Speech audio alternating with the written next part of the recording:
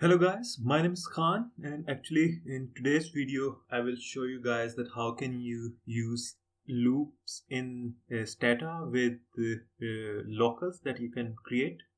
So for this video I will be using this auto2.updated data. So and I have already created a do file for you guys, and I will go through that do file, that what I am doing and how it can make your life easy when you are dealing with data. So I'm just going to open this do file. So in this do file, so as I usually do, I usually create a working directory. So this working directory, if you go to my folder, so actually this is the folder path to this folder which I'm currently using, and actually my data is located in this folder. That's why I'm giving a working directory to this folder. And then I am saying to Stata to upload .dta data by using this command. And after uploading auto2 data in Stata, what I will do, I will just control shift home and control D. Then if you can go to my result window in Stata, you can see that I have uploaded the data. Now if I go back to my do file, so as I said that we will be using locals in our loop. So what is a local mean? So actually local is an object that you can create in Stata to support your code, and local can be numeric or string or a series of string in a local too you can capture.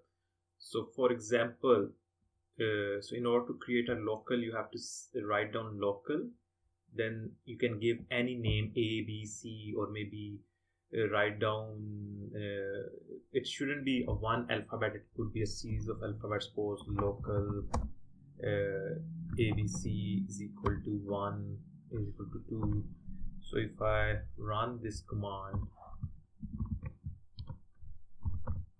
so you can see that Stata have executed this command. So what is local A is equal to 1? I think when if I write down A comma, if I do this, it's not returning anything. But if I suppose probably here, as you can see that if I call the local by command, you will not return anything because local is defined in a do file. So you have to call it in a do file. So suppose if I do this, copy this thing, paste it here, and now if I call here,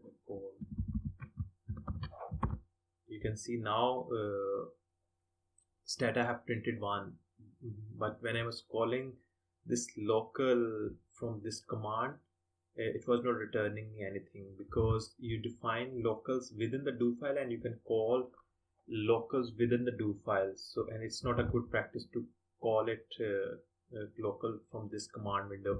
And most of the time, and you never get into a need to call the local into command window. You always find it more useful to call locals within the do file. And in the same way you can also call. So another important thing is that in order to call a local to display or in any function, so this is the way you are defining the local. So you are saying make a local A which is equal to 1, and then you're saying you're calling it back to by saying actually dis means display, and you are calling the local name is A, but these symbols are used to call it back. So once you call it, the Stata will print the value of local, and in the same way you can call the local ABC value. So actually you can say that by writing local in this way you are calling the value which that local contains. So if I control D, you can say now I have the Stata have printed the value of local ABC, and it's 2.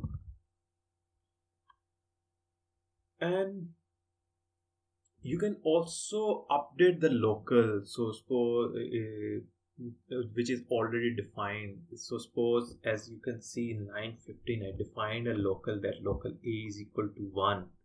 But in line 24, I'm updating the value in that local. I'm saying call this local a again, which is by here the local a. Calling the local a means that you're calling its value. So at line 24, it will brings the value of a is equal to 1, add 1 more in it, and now the local value will be 2. So in order to see that what's the value in local a contains after the line 24, I will print it a,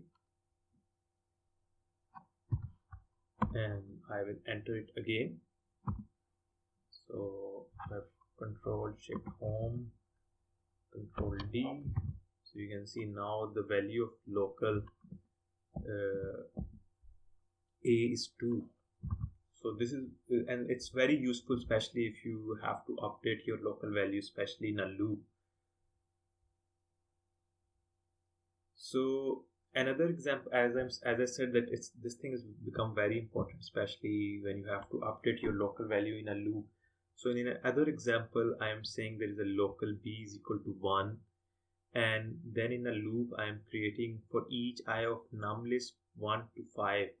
Another important thing to note here is that the I in a loop, or which I use, usually I use the symbol I. You can use anything, C, D, E, F, whatever you like to call it. Actually, I is also a local that you're defining within a loop. So in this loop, we are saying that in the first execution, I as a local will be having the value 1, and after each time it will be, the second time it will be 2, the third time it will be 3, and so on.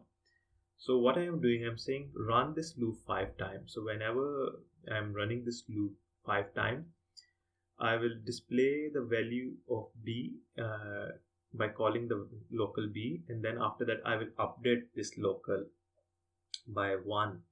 So if I execute this, control shift home and then control D, you can see the Stata have printed 1, 2, 3, 4, 5.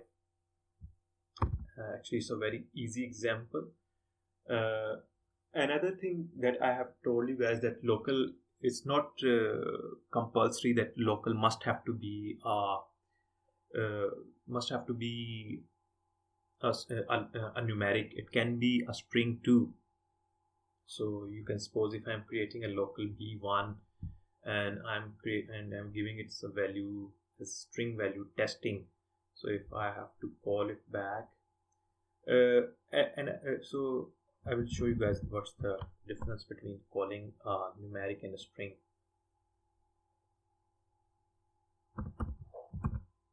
So if the local is capturing a string in it, so in order to call it, you have to write down this thing which you are already doing to call a numeric, but you also have to write down inverted commas. So the Stata will come to know that this local contains a string.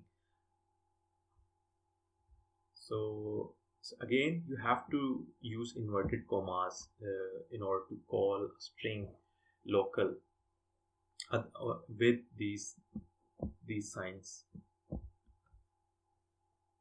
Now, so this is in the above, in the local b1 is the example in which I am capturing only one string, but you can also create a local in which you can capture multiple strings. So what does it mean by multiple strings?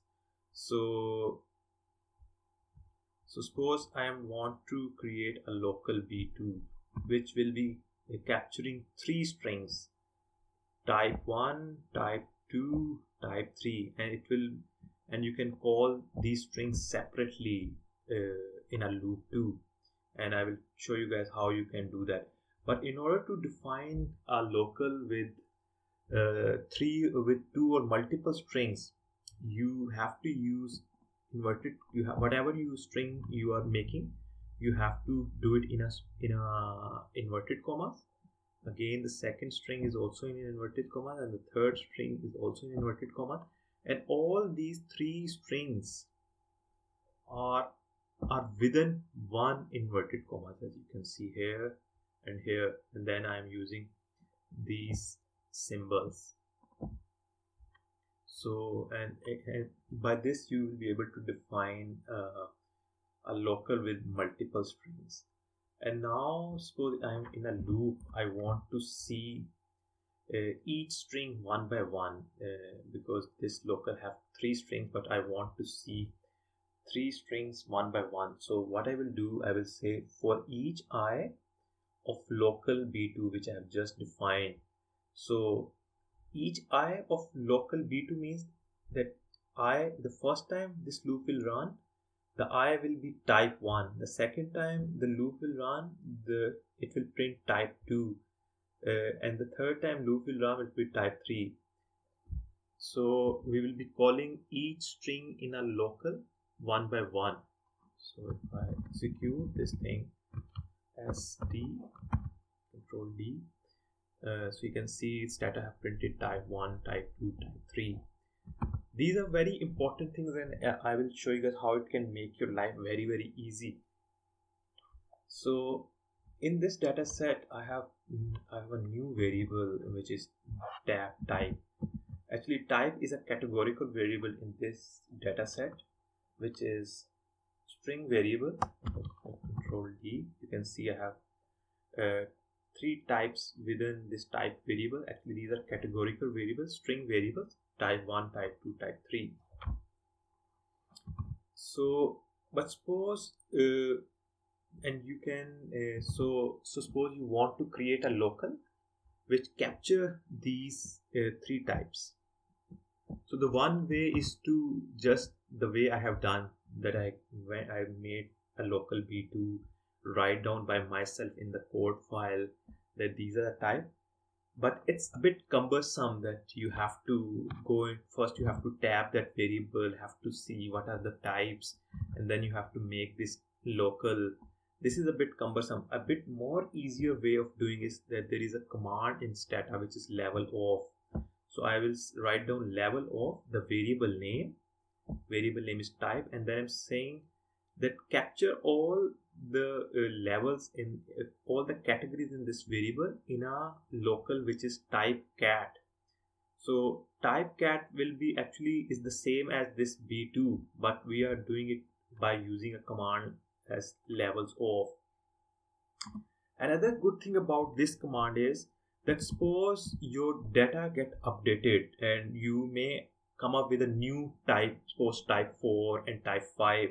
So you don't need to come to line 50 and update it. You just have to run this command and Stata will automatically add type 4 and type 5 in this type cat local.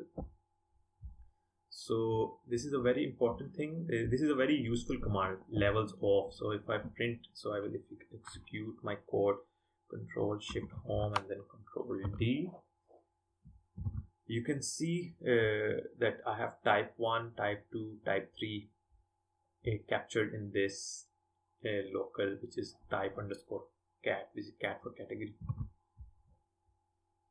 And I can also call each category of my type variable in under this loop. So you have to. So another important thing, whenever you are using with locals and you're calling those locals, so it's always better to execute your whole do file till that. And suppose if I want to execute my do file till 78, so I have to Control Shift Home, Control D. So now you can see Stata have printed that this local type cat have three strings in it, type 1, type 2 and type 3, which will get printed through this loop. And now another way, it's another example that how you can use this locals in a loop to make your life easier.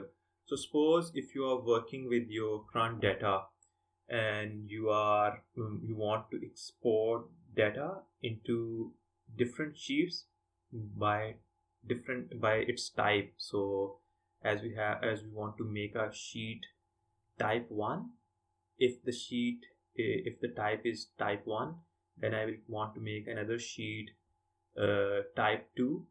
If I want to make another sheet for type 2 data if the type variable is type 2. So if I execute this code now, Control Shift Home and Control D, you can see that Stata have created 3 sheets, but I can go into my folder and then I can show you my data too. So if I go here, if you look at here, type 1, type 2, Stata have created type 3 tabs, and each tab having only that type category data, and type 2 sheet only having type 2 type data, and the same you can see in type 3. So as you can see that how easily you can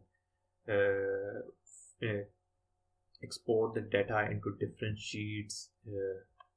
This is just one example. There is so many other use. You can devise a new ways to use levels of command and this for each local loop to make your life more easier.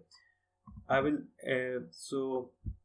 and now I will give you an example that why I am supporting, why I'm more interested to inform you guys that why there is its Levelsof is more better way instead of making local by yourself. So now suppose you are working with this data, and suppose after a month or two someone updated this data and now you have new categories in type variables. Suppose if I go to my editor and your supervisor has thought that these last types should be considered as a new type, maybe type 4. So I will say type 4.